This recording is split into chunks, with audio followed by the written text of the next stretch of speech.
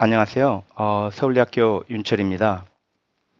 어, 그, 제가 이 강의를 할 때 보통 2시간에서 5시간 정도 하는데요. 지금은 조금 함축적으로 오늘 강의를 할까 생각을 하고 있습니다.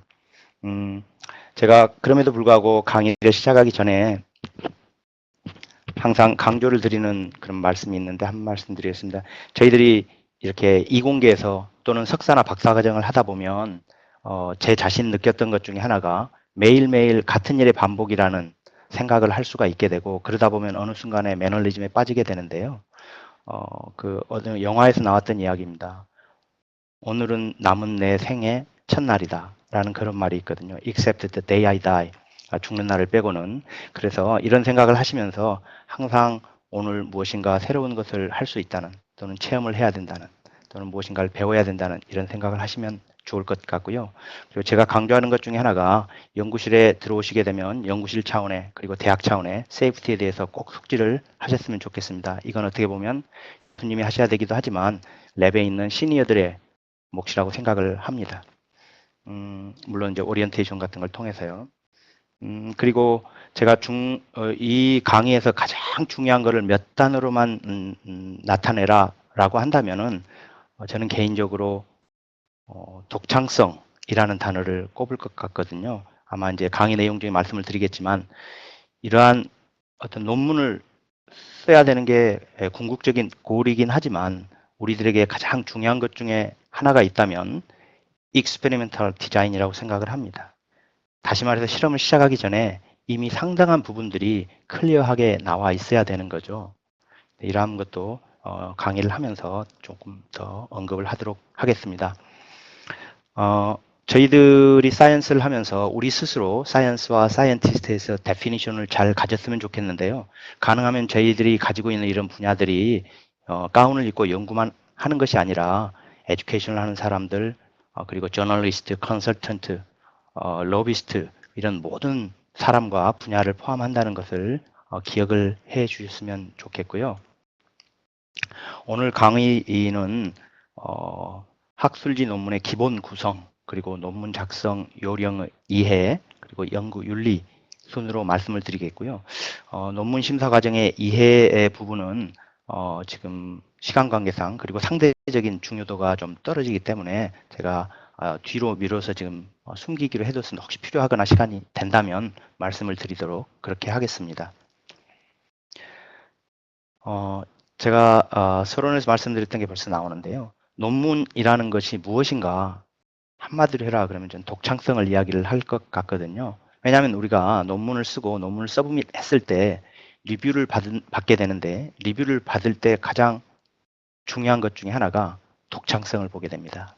우리는 논문을 이러한 것을 새로운 이론 또는 사실, 기존의 이론에 대한 검증 반증, 새로운 실험 방법, 응용 방법, 즉 무엇인가 꼭 그 어떤 새로운 것을 발견을 해야 되는 것은 아니고요. 기존에 나와 있던 것에 대해서 검증을 하거나 반증을 하는 것도 포함이 되어진다라는 것을 아시면 좋겠고요.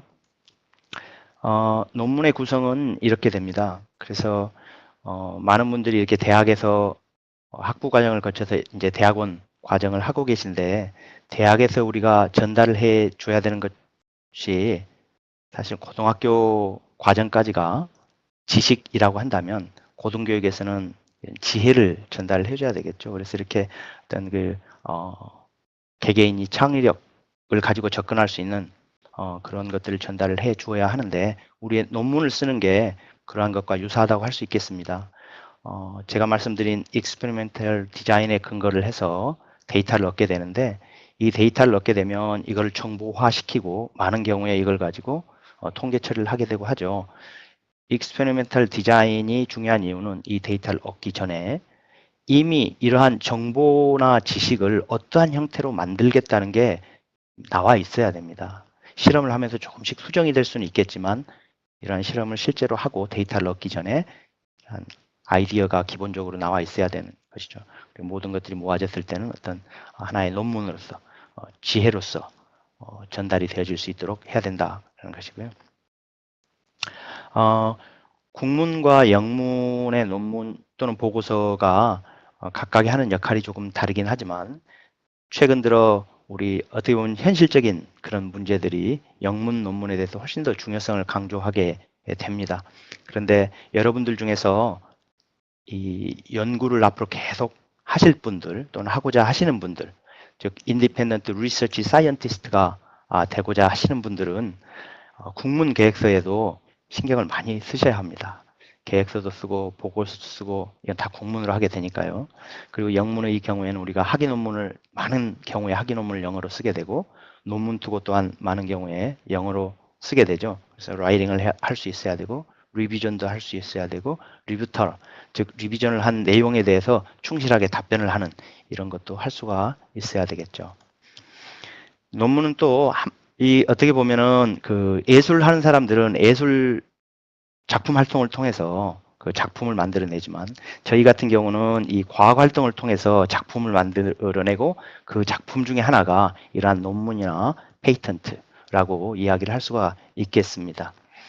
물론 논문의 종류나 질도 중요하지만 일생 동안 또는 일정한 기간 동안 노력한 연구자 개인의 흔적이자 업적이기 때문에 이러한 논문을 만들 때는 항상 혼신의 힘을 다해야 되겠죠. 이제부터는 논문의 기본 구조와 작성 요령에 대해서 말씀을 드리도록 하겠습니다. 논문이 갖추어야 할 요건들을 보게 되면 논리성, 객관성, 독창성, 완전성, 신뢰성, 타당성이 있게 되겠는데요. 이 각각의 것들이 다 중요합니다. 그런데 이 중에서도 이미 서두에서 말씀드렸듯이 논문을 제출했을 때 저널에서 리뷰어나 에디터들이 프리스크리닝 또는 스크리닝 할 때 보고자 하는 가장 중요한 것이 있다면 독창성이라고 할 수 있겠습니다. 물론 이러한 독창성의 제시를 논리적으로 해야 되고 객관적으로 누가 보더라도 옳은 사실이어야 되고 또 데이터들의 신뢰성이 있어야 되고 하는 것은 당연하겠죠. 논문의 기본 골격은 거의 비슷합니다. 타이틀, abstract, keyword, 그리고는 이제 메인 텍스트의 introduction, method 또는 materials and method, result, discussion의 순으로 되어져 있고 가끔 result와 discussion이 합해져 있는 경우도 있죠. conclusion도 어떤 경우는 이렇게 나눠져 있기도 하고 discussion의 말미에 자연스럽게 넣기도 합니다. acknowledgement, reference, supplement, data 이렇게 나오는데 제가 실제 강의실에서 이렇게 이제 강의를 할 때는 학생들에게 좀 질문을 하거든요. 어떤 게 가장 중요하다고 생각하십니까? 학생들은 굉장히 다양한 이유로 여러 가지를 이야기를 하는데 제 답은 상당히 좀 어떤 하나가 아니고 모든 게 다 중요하다. 라고 답변을 드리기도 하고 또 우스갯소리로 사실 지도 교수님은 어쩌면 액노리지먼트를 가장 신경 쓰실 수도 있다 이런 말씀을 드리기도 하는데 모든 것들이 다 중요하겠죠. 논문 구성상 우리가 타이틀은 앱스트랙트를 어느 정도 예견할 수 있어야 되고 앱스트랙트는 어느 정도 리절트나 실험한 방법에 대해서 예견을 할 수 있어야 한다. 즉 그 짜임새들이 조금 다르기는 합니다. 논문의 구성 앞에서 보셨던 것들을 보면 서론의 경우에는 왜 연구를 하는가에 대해서 설명을 해야 됩니다. Why? 왜 이걸 했느냐? 그리고 머티리얼 메서드에서는 이 왜라는 질문에 대해서 이걸 어떻게 연구를 하였느냐라는 것이고요. 결론은 그러한 결과 무엇을 발견을 했느냐라는 것이고 그 차례에서는 그렇다면 그게 무슨 의미를 갖게 되는 것이냐 라는 것을 이야기를 해주는 것인데요.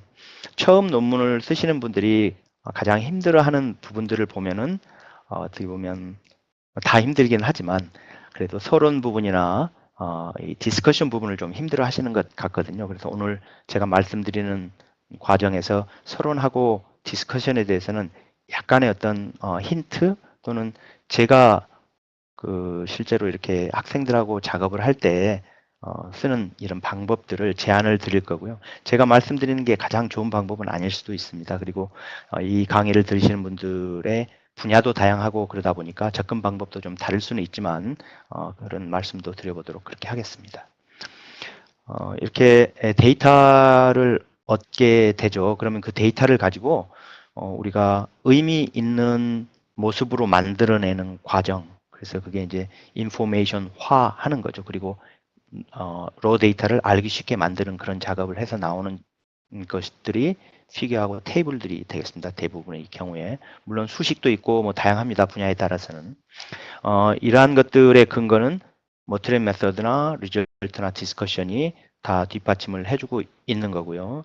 이러한 것들은 인트로덕션과 컨클루전이 커버를 해줍니다. 즉 인트로덕션 왜? 라는 질문을 던졌기 때문에 그 과정, 이런 과정을 통해서 데이터가 나오고 이러한 것들을 보여주고 디스커션하고 그리고는 컨클루전이 나오게 되겠죠. 그 다음에는 앱스트랙트 타이틀이 오게 되는데 이거는 이제 텍스트에서 보통 일반적으로 하는 순서고요. 경우에 따라서는 가장 손쉽게 쓸 수 있고 그나마 어떤 윤리적인 부분에서 좀 프리한 것들이 머트리얼 메서드이기 때문에 제가 권장을 해드릴 때는 이 부분에 대한 영문들을 좀 읽어보기도 하고 써보기도 하는 게 도움이 될 수 있다라고 말씀을 드리기도 합니다. 물론 어떤 교수님들께서는 제일 먼저 하는 작업인 피규어하고 테이블의 그 레전드 작업 이러한 부분들을 가지고 우선 기본적으로 처음 시작할 때 어느 부분부터 시작을 하느냐 이게 사실은 순서대로 하는 게 아니고요. 타이틀부터 시작하는 게 아니고 보통 머트리얼 메소드 또는 피규어 앤 테이블스 레전드 타이틀 이런 걸 가지고 피규어의 타이틀 테이블의 타이틀 이런 걸 가지고 시작하는 게 조금 손쉽게 접근할 수 있는 방법인 것 같습니다. 타이틀을 보았을 때 같은 분야 사람이라면 어느 정도 이렇게 느낌이 좀 있어야 됩니다. 그런데 그거를 너무 장황하게 설명할 필요가 없다는 거죠. 정확하고 간결하게. 여기서 이런 것들은 크게 의미가 없고 마이크로 스트럭처럴 이런 말들은 캐릭터라이제이션이라는 게 이런 것들 다 포함하고 있기 때문에 그런 거고요. 그리고 부제목을 만들 수도 있다는 것이고 문장으로 된 제목도 가능하다. 뭐 이런 내용이 되겠습니다.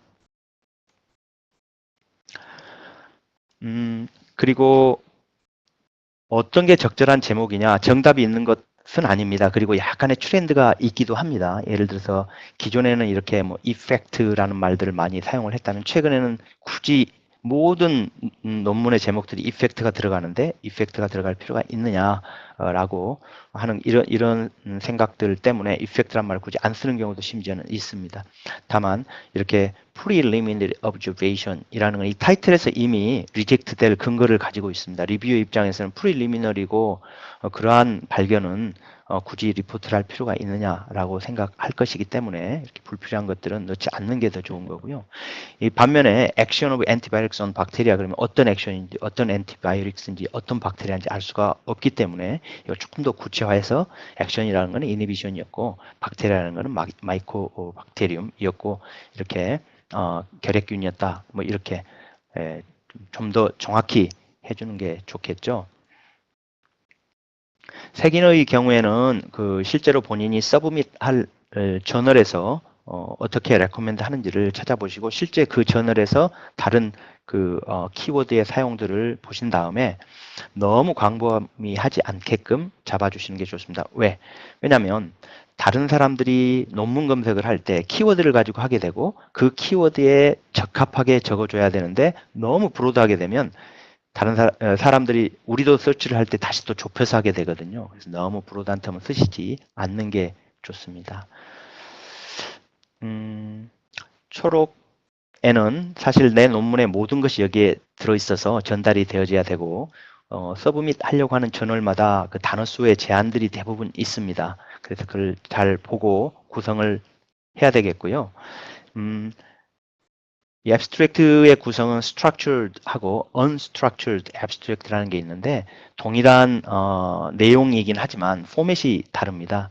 이게 이제 structured abstract, 즉 background 또는 introduction, 그 다음에는 method 어떻게 접근을 했느냐, 그 다음에는 어떤 finding을 했느냐, 그 다음에는 conclusion은 무엇이고 이 연구의 significance는 무엇이냐 이런 정도의 틀로 이렇게 아예 이렇게 좀 나누어둬 가지고 독자들로 하여금 쉽게 찾아볼 수 있도록 이해할 수 있도록 만들어 둔 것입니다.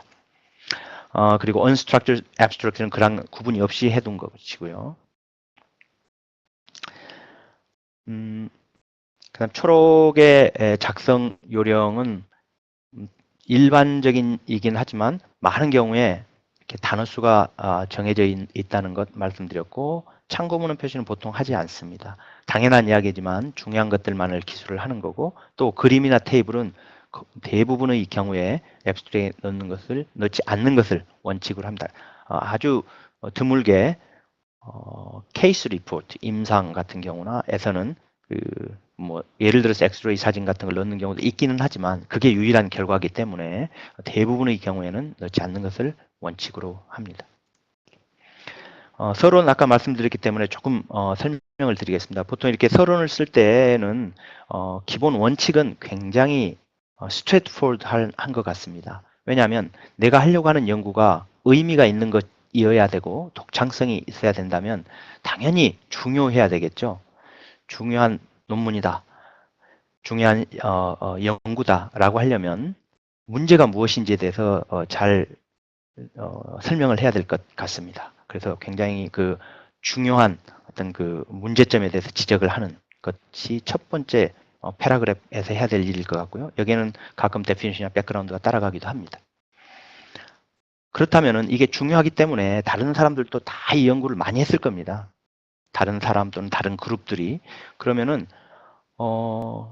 지금까지 어떤 연구가 되어져 왔느냐라는 것을 설명을 해줘야 되겠죠. 그리고 그 중에서 어떤 것들이 얼마만큼 어드밴스되게 연구가 되어졌는지. 그 다음이 이제 내 연구하고 연결을 시키는 고리가 되겠는데요. 그럼에도 불구하고 어떤 리미테이션이 있는지에 대해서 설명을 해야 되겠습니다. 그렇죠? 그 다음에는 하이포테시스나 오브젝티브를 가지고 그래서 나는 이러한 방법으로 접근을 하는 것이 좋다고 생각을 한다. 따라서 이 논문은 오브젝트가 이거다라고 이제 말씀을 하시는 거고요. 재료 및 방법은 뭐 중요한 게 있다면은 시약이나 장비 같은 것들의 정보를 상세하게 제공을 해야 된다는 것이고요. 그 다음에 약어는 보통 첫 번째 나올 때는 풀어서 쓰는 것으로 하기는 하지만 그게 만약에 국제적 표준 방법이 있다면은 그 방법을 따른다라고 되어져 있고 이것도 저널에서 어느 정도 제시를 해줍니다. 그래서 인터내셔널 어떤 기호는 어떤 방법을 따르도록 한다라고 되어져 있기 때문에 그 부분을 좀 읽어보시면 될 것 같고요. 특히 재료 및 방법에서는 일반적으로 통용되고 있는 방법에 대해서 아주 자세하게 우리들이 설명을 하지는 않습니다. 다만 기억에 두시면 좋을 거는 오리지널리티가 있는 논문을 그리고 어느 누군가가 찾아봤을 때 그 논문에서 바로 실험을 할 수 있는 그 논문을 사이테이션을 해줘야 됩니다. 레퍼런스를 달아주는 것은 좋지만 그 레퍼런스 다는 방법에 대해서는 고민을 좀 하시는 게 좋을 것 같고요. 혹시라도 제가 말씀드린 게 너무 빠르거나 스킵을 너무 많이 하거나 하면은 제가 질문 시간을 좀 갖게 될 테니까 그때 다시 질문을 받도록 하겠습니다. 재료 및 방법 뒤에서도 한번 다시 나오겠지만 아마 자기 표절이라는 부분에 대해서 우리 연구실은 항상 동일한 방법을 쓰고 있고 동일한 머티리얼을 쓰고 있고 동일한 기계를 쓰고 있는데 바뀌는 건 아주 마이너한 부분인데 어떻게 그게 가능합니까? 이런 질문이 나올 수가 있거든요. 이렇게 되는 것 같아요. 타인의 연구 방법을 만약에 그대로 다시 쓴다면 이거는 표절입니다. 특히나 그 수식에 있어서 접근 방법이 굉장히 중요한 것들인데 이거는 우리가 일반적으로 알고 있는 재료 및 방법하고는 또 다른 이야기입니다. 그래서 실험 기기, 실험 그 방법에 대해서 타인의 연구 방법을 쓸 때는 그거를 사이테이션을 해줘야 될 것 같고요. 본인의 연구 방법을 다시 쓰더라도 이 다시 쓰는 건 문제는 없습니다.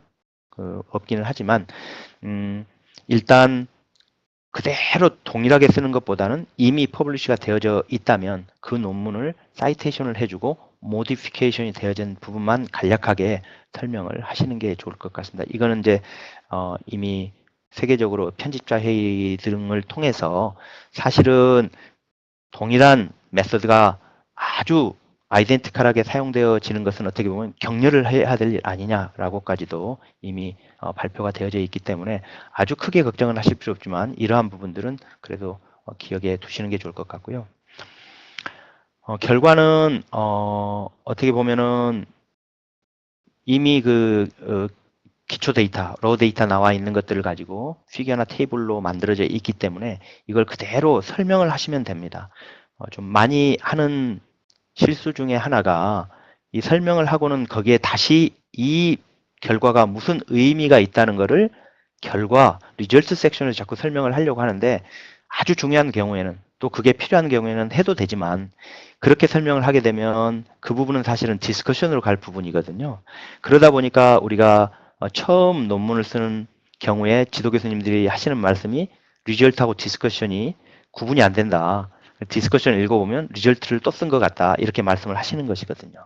그래서 리절트를 쓰실 때는 그 결과에 충실하게 설명을 하는 게 좋을 것 같습니다.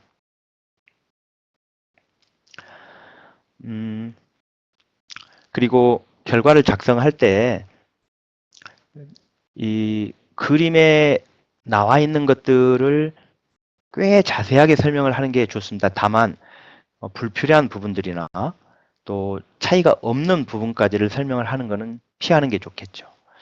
그림이 그려져 있고 뭔가 차이가 있는 것처럼 보이는데 설명을 하지 않는 것은 불리한 겁니다. 그리고 또 하나는 피규어 같은 경우에 레전드를 쓰게 되는데요. 이게 물론 저널에 따라 좀 차이는 있긴 합니다. 하지만은 피규어 레전드를 보면 머트리얼 메서드를 가지 않더라도 실험이 어떻게 이루어졌다라는 것을 개략적으로 이해를 할 수는 있어야 됩니다. 물론 어떤 경우는 굉장히 자세하게 쓰도록 저널에서 유도를 하는 경우도 있기는 합니다.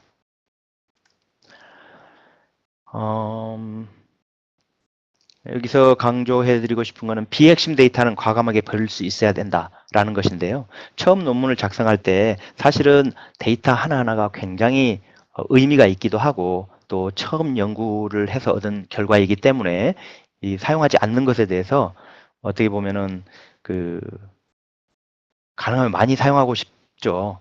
그런데 사실은 이 결과들을 좀 냉정하게 볼 수 있어야 됩니다. 어떤 측면에서? 독창성이라는 측면에서 그렇습니다. 이미 다른 사람들이 밝힌 것들에 대해서 나도 실험하는 과정에서 밝혔다. 그러면 과감하게 데이터나 쇼운 아니면 서플먼트리 데이터로 처리를 하시면 리뷰어들은 훨씬 더 좋아합니다. 왜? 아, 이 사람이 이미 이런 플로우에 대해서 이해를 하고 있구나라고 하기 때문이죠. 제 개인 경험으로도 이러한 것들에 대해서 논리적으로 데이터나 쇼운으로 처리를 해주거나 나중에 데이터 보여주라면 보여주면 되니까요. 서플먼트리 데이터로 해서 이렇게 기초 데이터나 마이너 데이터나 초기에 나오는 데이터나 또는 연결해주는 데이터나 이러한 것들은 서플 처리를 하게 되면 리뷰어들이 훨씬 더 크레딧을 줍니다.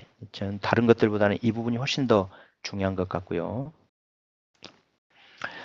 디스커션 부분에서 가장 많이 하는 어떤 실수가 있다면 지도 교수님들이나 커뮤니티 멤버들이 항상 하는 말 중에 하나가 이런 것들입니다.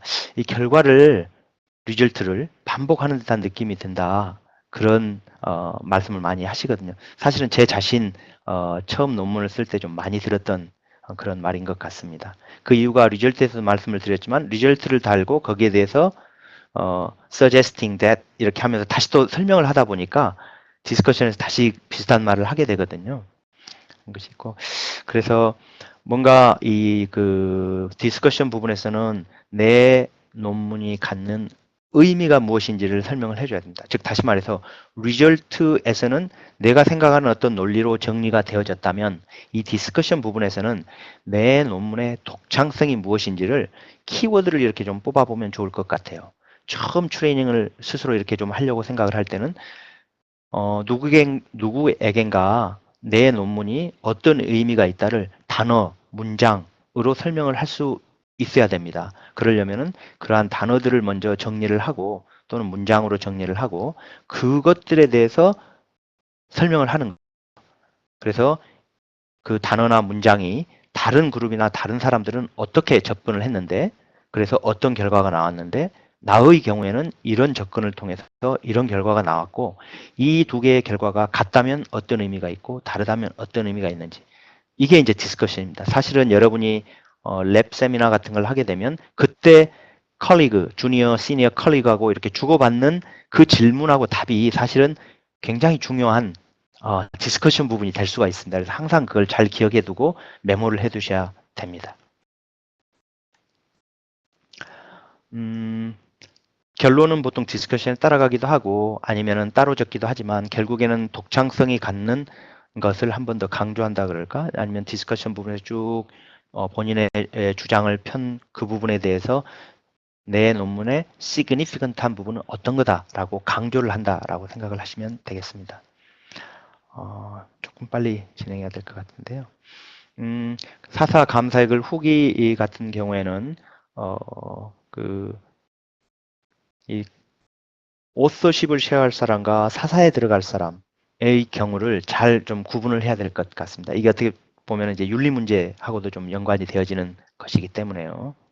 그 정도 말씀을 드리고 참고문헌의 경우에는 인용을 할 때도 잘 인용을 해야 됩니다. 왜냐하면 그 원저자에 대해서 크레딧을 주는 것이거든요. 여러분이 독창성 있는 어떤 논문을 발표를 했고 그게 가장 그 초기에 발견한 어떤 그런 일이었었는데 그 후로 다른 사람들이 이 오리지널리티가 있는 논문을 사이테이션을 하지 않는다면 안 되겠죠.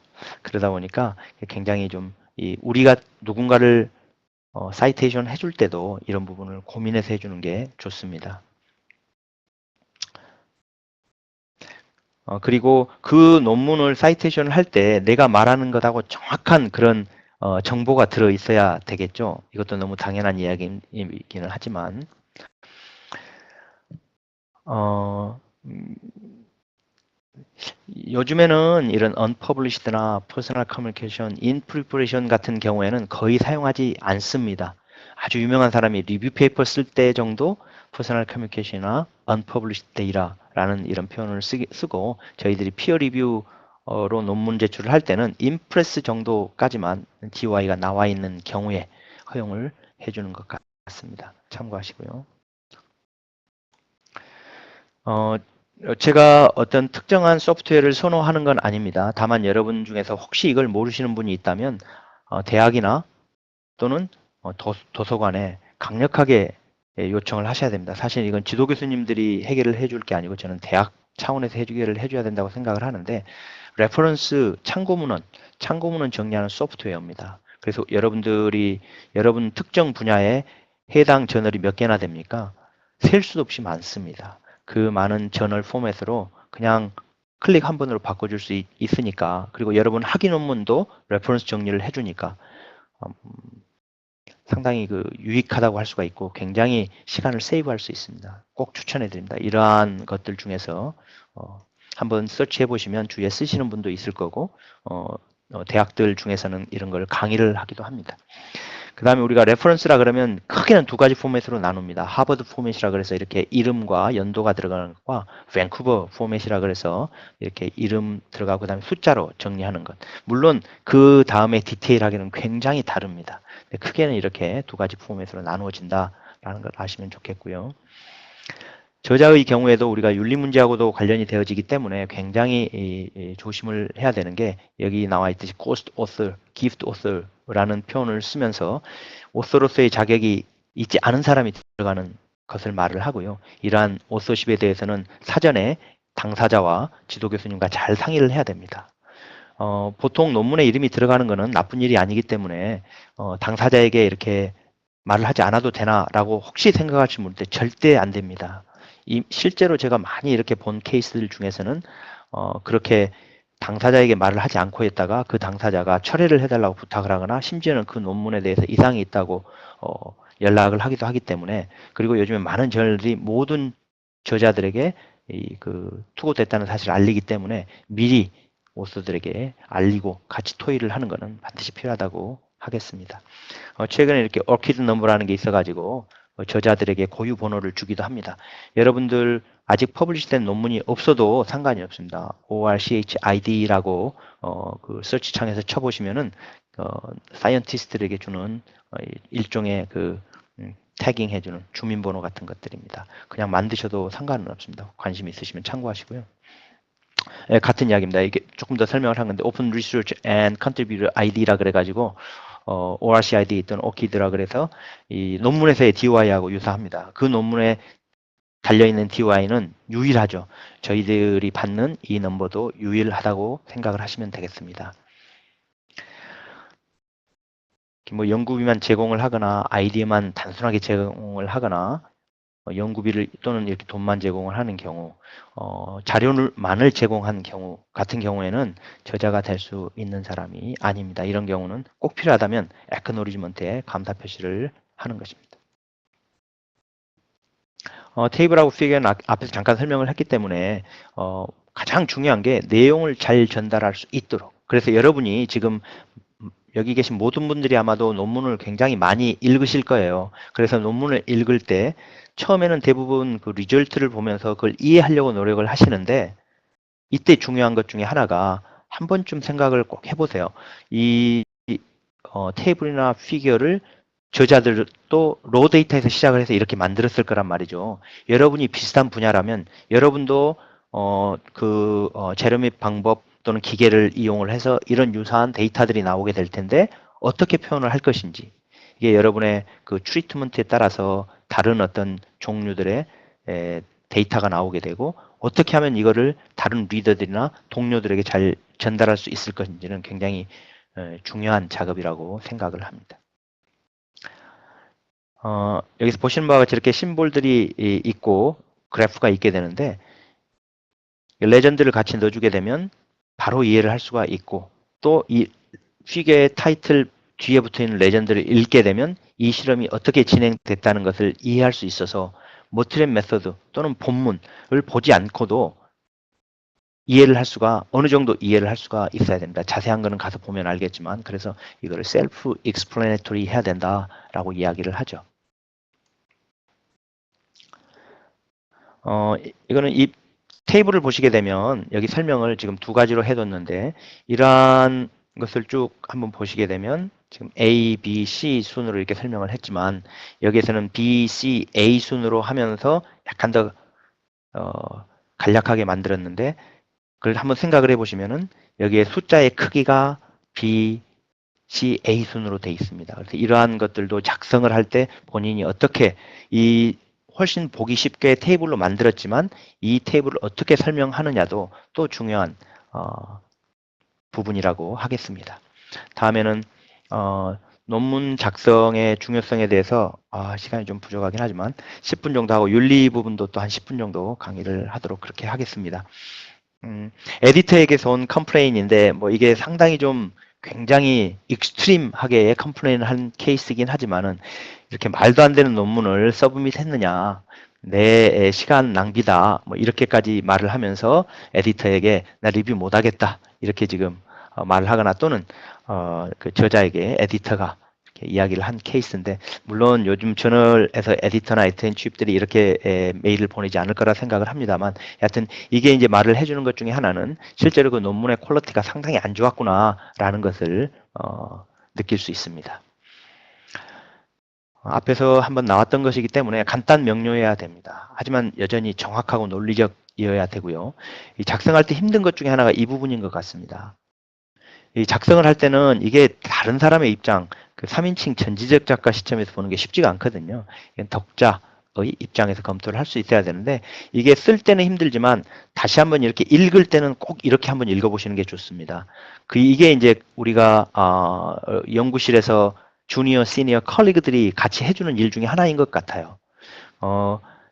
그 독자 입장에서 한번 읽어주는 거. 그래서 커멘트를 해주는 거. 이거는 상당히 도움이 되는 것 같습니다. 그래서 이러한 부분들이 어떻게 보면은 피어들이 할 일이고 이걸 우리는 어떻게 보면 피어 프레셔라고 할 수도 있는 거죠.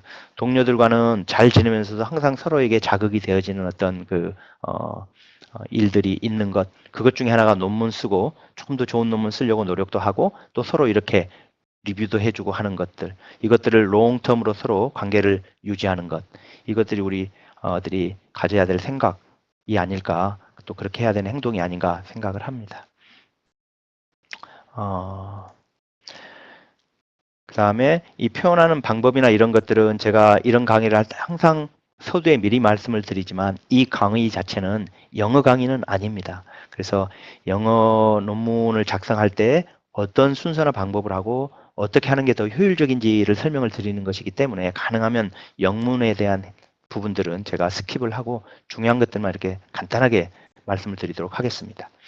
여기서 말씀드리는 거는 이게 국문으로 써져 있음에도 불구하고 여기서 쭉 읽어보면은 이게 상당히 좀 혼돈이 될 수가 있는데 그 이유 중에 하나가 여기에 여러 가지 의미가 혼재되어 있습니다. 특히 두 개의 강한 주제를 한꺼번에 설명을 하다 보니까 그런데요. 물론 어떤 경우에는 서로 두 개의 사실들을 링크를 해주는 게 이해가 편할 수도 있습니다.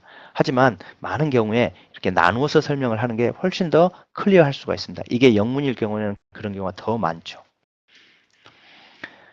이 문장을 읽지는 않겠습니다. 그런데 if it is the case 하고 쭉 시작되어지는 문장이 한 문장입니다. 이거는 중간쯤 읽었을 때는 앞부분은 하나도 생각도 안 나고 마지막까지 읽고 나면 무슨 비교를 어떻게 하겠다는 건지도 잘 모를 수가 있습니다. 그래서 아주 안 좋은 example 그리고 익스트림한 example을 보여드리는 것이고요. 너무 당연한 이야기이긴 하지만 논리적인 흐름이 있어야 됩니다. 그래서 여러분들이 실제로 이 리절트, 즉 데이터가 나와서 피겨나 테이블을 만들었을 때 이건 너무 당연하게 여러분이 실험한 순서로 정리를 하는 건 아니겠죠. 가장 중요한 게 논리적인 흐름입니다. 제가 복싱에 비교를 하게 되면 어떤 면에서는 카운터 펀치를 먼저 날릴 수도 있고 마지막에 날릴 수도 있고 다만 어떻게 하는 것들이 리뷰어나 독자들에게 훨씬 더 영향력 있게 전달이 될 것인가 그리고 논리적일 것인가를 생각하시는 게 좋을 것 같습니다. 그리고 불필요한 부분들은 가능하면 이렇게 생략을 하는 게 좋다는 우리 국문도 사실은 마찬가지입니다. 반복되는 말을 싫어하는데 영문은 특히 여러분 어렸을 때부터 이렇게 듣고 배웠던 것들 중에 하나가 동일한 표현을 이렇게 짧게 반복되는 것을 영문은 굉장히 싫어합니다. 그 다음에 접속사 전후의 문장 일치시키는 거 이건 너무나 기본적인 영어이라서 저희들이 실수를 많이 하는 것 중에 하나가 또 이렇게 같은 말이 반복되는 것들을 좀 실수를 하는 것 같고요. 또 중복되는 것 중에서 우리의 경우에 없는 것들을 좀 많이 혼돈을 하는 것 같은데 시간에 대한 개념들은 뒤에 실제로 시간을 써줄 거면 during the period가 필요가 없는 거고요. 이렇게 interval between 해서 쓸 거면은 time이란 말이 필요가 없는 거고 duration of 10 hours에서 duration of는 사실은 필요가 없습니다. 자, 그래서 이러한 것들 좀 조심하시면 될 것 같고 양을 나타내는 것도 마찬가지고요.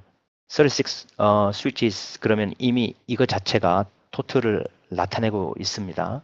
그리고 물론 이제 이걸 다시 나눠서 설명을 하려고 할 때 토틀이라는 게 들어가 주면 좀 더 쉽게 이해되는 경우도 있긴 합니다. 그래서 상당히 이게 케이스 바이 케이스이기 때문에 일반적인 부분을 가지고 설명을 드리기 레이트이라는 것도 말할 필요가 없는 거고 미니멈 맥시멈도 이미 이 자체에 설명이 되어져 있는 겁니다. 크기도 마찬가지고요. 디렉션이라든지 사이즈라든지 physically direction in shape 같은 것들은 다 이미 다른 부분에서 설명을 하고 있어서 중복 표현이다 라고 하고 있고요. 저희 그 영문 작성을 할 때 또 조심하셔야 될 것 중에 하나가 우리가 사용하는 모든 텀들은 상당히 relative한 텀들을 사용합니다. 빛은 빠르다. 달팽이는 느리다. 사실 우리가 통상적으로 당연히 그렇다라고 서로 생각은 하고 있지만 사실 이게 렐러티브한 텀이거든요. 무엇에 비해서. 즉 다시 말해서 우리가 하는 실험은 컨트롤이 꼭 있어야 됩니다. 꼭 있어야 됩니다. low, high, rapid, slow, major, minor, hot, cold 무엇에 비해서 즉 포지티브와 네거티브가 있어야 된다는 말이고요. 이게 중요한 이유 중에 하나가 만약에 내가 실험한 어떤 샘플들이 시료가 다 네거티브가 나올 수 있습니다. 그런데 이게 true negative인지 즉 다시 말해서 technically, material method 이러한 것들이 문제가 없었는지를 알기 위해서는 positive control과 negative control이 있어야 되겠죠. 그래서 false negative와 false positive가 없도록 만들어줘야 되는 겁니다. 물론 가끔은 positive control이 어렵거나 불가능한 경우도 있기는 합니다.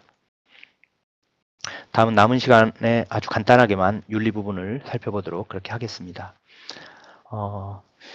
이 윤리가 실제로 이렇게 논문을 쓰면서 나오는 이런 쪽의 윤리, 그래서 오소십 같은 이런 부분들, 그 다음에는 출판에 관련되는 윤리 이렇게 좀 나눠지기도 하는데 여기서는 간단하게만 전반적으로 살펴보겠는데요. 표절이라고 하는 거는 다른 사람의 말, 글, 아이디어, 방법 상당히 포괄적입니다. 이러한 것들을 내 글에 쓰거나 및 또는 남의 것임을 밝히지 않고 쓰는 것, 이거를 표절이라고 합니다. 표절이 왜 안 좋은 거냐? 앞에서 이미 말씀드렸지만 여러분이 만들어낼 논문들은 여러분의 작품입니다. 이 그룹으로 또는 지도 교수님과 함께 굉장히 긴 시간에 걸쳐서 만들어낸 여러분의 작품입니다. 그렇기 때문에 저희들이 강의를 통해서 항상 신뢰성을 가져야 된다, 적상성이 있어야 된다, 이러한 것들이 중요하다라고 이야기를 하는 거거든요. 근데 이러한 것들을 어떻게 보면은 누군가가 가져가서 사용을 한다면 예, 무형이긴 하지만 유형과 똑같은 효과를 갖는다는 거죠. 그렇죠? 우리가 가지고 있는 어떤 인텔렉츄얼 프로퍼티를 누군가가 가져가서 사용을 하게 되니까요. 이게 아트 부분에도 굉장히 심각한 문제가 있다는 것을 뭐 여러분 이미 미디어를 통해서 알고 계실 겁니다. 더 중요한 것 중에 하나는 우리는 과학으로 묶어진 어떻게 보면 공동체라고 이야기를 할 수 있겠죠. 그런데 우리들이 속한 이것에 대한 신뢰도를 낮춰주고 국민들의 생각하는 과학자의 신뢰를 낮춰주는 부정적인 역할을 하기 때문에 굉장히 우리가 지양해야 되고 이러한 것들은 지탄을 받아야 된다고 생각을 합니다. 표절에는 굉장히 여러 가지 유형이 있기 때문에 이게 실제로 네이처에 발표가 됐던 내용인데 안타깝게도 이 표현 보시면 it was plagiarism from beginning to the end. 이 논문 하나를 보니까 처음부터 끝까지 완전히 다 표절이었다라는 거고 더 안타까운 거는 이게 우리나라 저널이었다라는 그런 말을 합니다. 물론 그 뒤에 이제 굉장히 많은 케이스들이 있다라고 이야기를 하고는 있지만 뭐 유쾌하지 않은 그런 일이었던 것 같고요. 여러분들이 활발하게 활동을 하는 그런 시기에 그리고 여러분이 여러분 제자하고 같이 일을 하는 그런 시기에는 이러한 오명에서 벗어났으면 좋겠다는 게 제 개인적인 생각입니다. 표절도 여러 가지 유형이 있게 되는데 아이디어 표절이라는 게 있게 됩니다. 이 아이디어 표절이라는 게 저희처럼 이렇게 논문 심사를 하거나 심사를 받는 경우에는 편집이나 심사자들이 굉장히 좀 주의 깊게 보는 부분입니다. 왜냐하면 많은 논문들은 다 독창성을 주장을 하거든요. 발견의 신규성을 주장을 하고. 그래서 세계에서 우리가 최초다라는 표현을 쓸 때 사실은 굉장히 조심하셔야 됩니다. 이 그 리뷰어나 에디터의 입장에서는 그런 말을 이렇게 써두면 이게 정말 맞는지에 대해서 굉장히 신중하게 보거든요. 이걸 억셉트를 해주면 그걸 인정을 하게 되는 거니까. 이게 세계에서 가장 최초라고 하는데 억셉트를 해주면 그렇게 되니까. 그래서 사실은 이런 표현을 쓰려고 하면 약간 톤 다운을 하거나 아니면은 상당히 논리적으로 이게 맞다는 것을 잘 밝히시는 게 좋습니다. 그 외에도 뭐 그대로 옮겨쓰기, 짜집기 표절, 말 바꿔쓰기 표절 이러한 것들이 있고요. 보시면은 이걸 굳이 읽으실 필요 없습니다. 이 하이라이트 해둔 부분이 오리지널 소스가 이건데 이거 그대로 이렇게 옮겨져 있다는 것을 알 수가 있습니다. 복제이고요. 짜집기 표절은 이게 그 말들을 다 가져와 가지고 그냥 그걸 짜집기해서 이렇게 만들어 놓은 오리지널 소스인데 이렇게 만들어 둔 거죠. 당연히 안 되는 거고. 좀 이것도 슬라이드가 복잡하긴 하지만 말 바꿔쓰기인데 여기 그 붉은색으로 표시해둔 부분을 보시면 Spanish, legally, ticket and arrests와 같은 부분들을 여기서 그 부분만 바꾼 겁니다. 다른 부분은 다 똑같고 Greek laws take us off to jail 뭐 이렇게만 바꿔둔 거. 그래서 실제로 좋은 표현이라 함은 읽더라도 전혀 그런 느낌이 들지 않도록 바꿔야 된다라고 이야기를 하고 있고요. 이 글은 주로 000의 글을 참고하여 작성되었다. 그럴듯 하지만 이렇게 하면 안 됩니다. 그리고 보통은 그거 실수다. 아닙니다. 이것도 표절입니다. 전문 인용, 이걸 그대로 가져와서 사용하는 이런 전문 인용도 표절이 되겠고 그 다음에 2차 문헌 표절이라는 게 있는데 이러한 것들을 피하기 위해서는 이런 겁니다. 인용을 할 때 조심스럽게 해야 됩니다. 즉 어떠한 연구가 오리지널리티를 가지고 있는 게 1900년대였고 그 이후에 어떤 사람이 이거를 사이테이션을 하면서 아주 중요한 발견을 했거나 반증을 했다면 이 두 가지를 다 적어줘야 될 경우가 있겠죠. 이게 아주 흔하지는 않습니다만 이런 경우에는 이 두 가지를 다 사이테이션을 해주는 게 맞다는 그런 이야기가 되겠습니다. 어느 정도면 표현인가? 이게 상당히 어려운 부분이긴 한데요. 길게 설명하지 않고 간단하게 말씀을 드리면은 한 센텐스 정도 카피를 하는 거는 톨러러블 하다라고 이야기를 하고 있습니다. 하지만 기본적으로 이런 것을 하려고 하는 생각 자체를 하지 않는 게 좋다. 라는 그런 말이 되겠고요.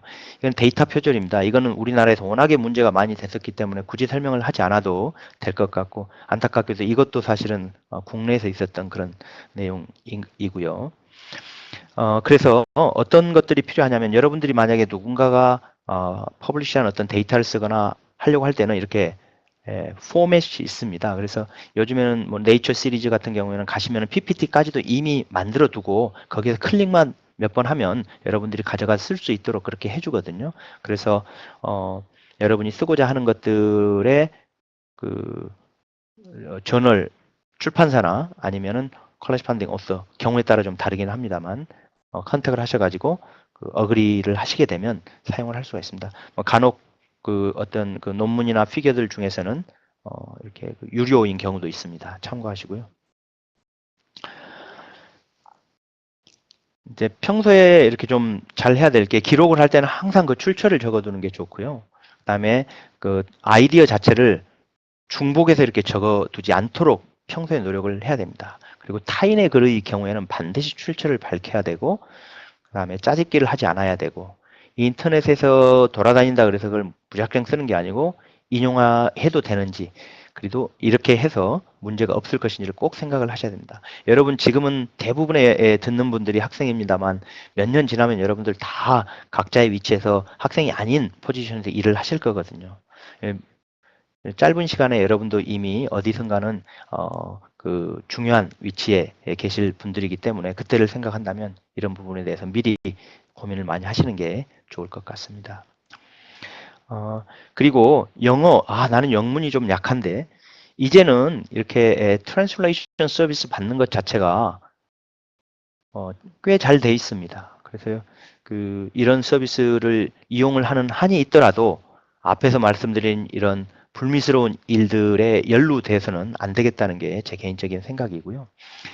그렇게 생각을 안 하시는 게 좋은 이유를 다시 한번 말씀을 드리면, 요즘에는 많은 저널들이, 이제 제가 일을 하고 있는 저널에서도 도입을 한 게, 여러분이 투고를 한 논문은 이러한 소프트웨어에서 검증을 하게 되면 이렇게 하이라이트를 다 해가지고 몇 프로 정도 중복된다는 거를 소스까지 다 이렇게 말을 해줍니다. 이거는 100% 다른 데서 가져온 것입니다. 20% 정도 나오는 것들은 이게 이제 레퍼런스인 경우들이 좀 있고, 그다음에 머티리얼 메서드가 좀 중복되는 경우가 있기 때문에 나올 수 있지만, 이런 경우에는 이거는 명백한 표절이라고 할 수가 있습니다. 실제로 찾아보면 다른 논문에서 거의 이렇게 카피 페이스트를 그대로 한 케이스입니다. 그렇기 때문에 여러분 머릿속에서 그냥 깨끗하게 지우셔야 됩니다. 이런 부분들은. 이것도 모 당의 국회의원으로 나왔던 분의 것이고, 이게 이제 뭐 라디오에까지 나와서 이야기를 했었지만, 실제로 그 논문의 핵심이 결과고 다른 것들은 크게 중요한 게 아니고 그냥 가져와서 사용한 거다. 말도 안 되는 소리죠. 결론과 과정 같은 모든 것들, 시작부터 끝까지 모든 게 중요합니다. 여러분 페이턴트 가지고 분쟁이 났을 때는 연구 노트가 결정적인 역할을 하게 되는 것이고, 그 하나하나 데이터가 큰 의미를 갖게 됩니다. 표절의 예외 항목들이 있게 되는데, 여러분 학위 논문이나 연구 용역 보고서나 이런 것들은 좋습니다.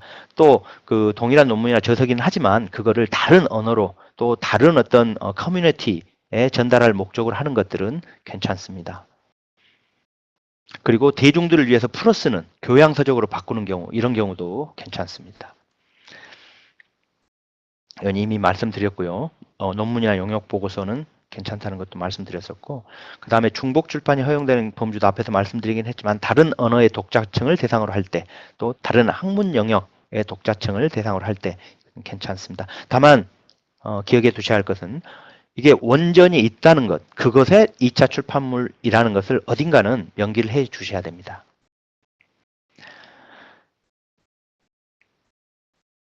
이 부분은 앞에서 이미 설명드린 거고요. 표절을 피하기 위해서는 배경 지식에 대한 자신감이 있어야 되고요. 그래서 본인의 것이 글로 나타나야 됩니다. 이 부분이 중요한 것 같아요. 그러기 위해서는 당연히 앞에 익스페리멘털 디자인 말씀드렸지만, 여러분 이미 논문 글 많이 읽고 계시잖아요.